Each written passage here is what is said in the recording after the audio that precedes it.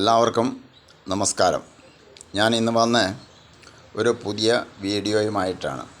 ഒരു ടിപ്സ്, പഴുത്ത ചക്ക വരട്ടിയത്. അപ്പോൾ ചക്ക വരട്ടി എന്നാണ് ഇതിൻ്റെ പേര്.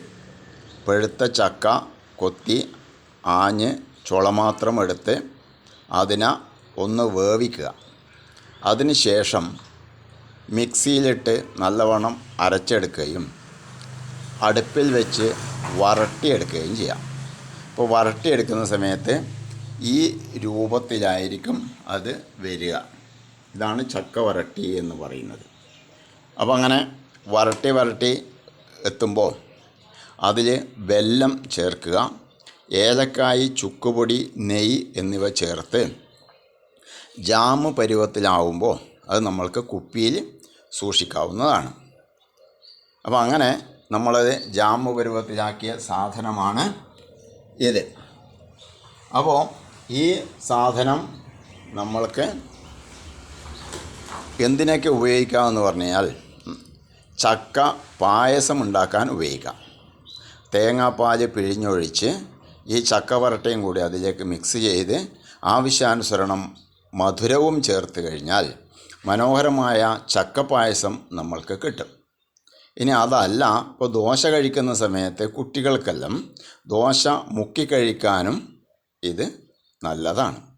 വെറുതെ ഇരിക്കുന്ന സമയത്ത് ഇതിങ്ങനെ എടുത്തിട്ട് കയ്യിലാക്കിക്കൊണ്ട്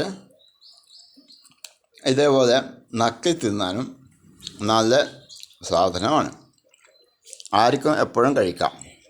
വെറുതെ ഇരിക്കുമ്പോൾ ഷുഗർ, പ്രഷർ, കൊളസ്ട്രോൾ ഉള്ളവർ കുറക്കുക, അല്ലാത്തവരിങ്ങനെ നക്കിച്ച് കഴിക്കാം. ഇനി ചക്ക പായസം അതുപോലെ വെറുതെ ഇരിക്കുമ്പോൾ കഴിക്കാം, അല്ലെങ്കിൽ ദോശ തിന്നുമ്പോൾ കഴിക്കാം. അതൊന്നും കൂടാണ്ട് നമ്മൾക്ക് ഇലയട ഉണ്ടാക്കുമ്പോൾ നമ്മൾ സാധാരണ കുട്ടികൾക്കെല്ലാം വൈകിട്ട് ചായക്കെല്ലാം ഇലയട ഉണ്ടാക്കാറുണ്ട്. അങ്ങനെ ഇലയട ഉണ്ടാക്കുന്ന സമയത്ത് അതിൻ്റെ കൂടെ നമുക്ക് കഴിക്കാൻ സാധിക്കും.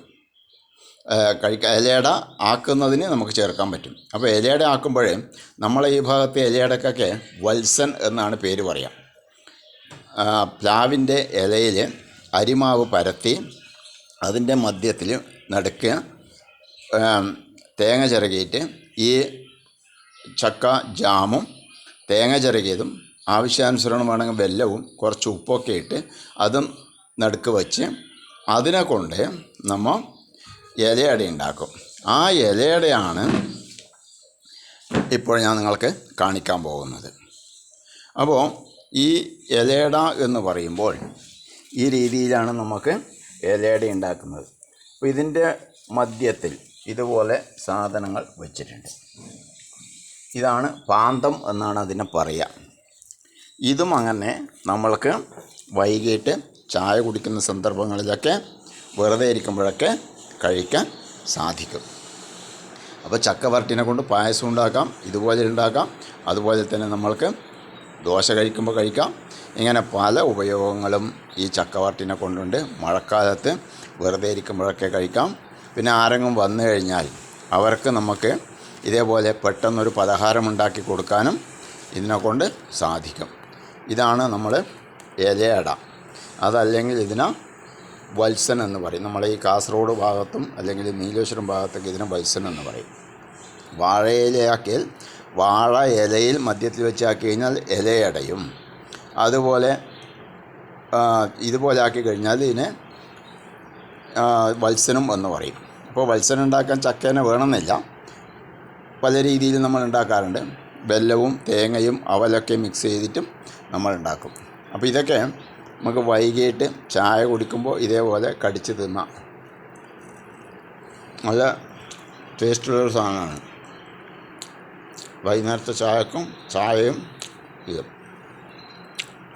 എല്ലാവർക്കും കഴിക്കാം, ഉണ്ടാക്കി കഴിക്കാം.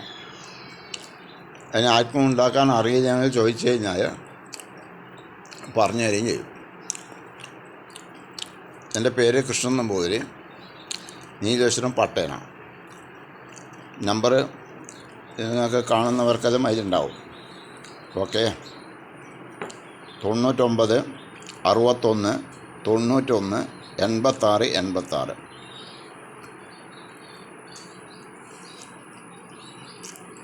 ചായയും ഏതായാലും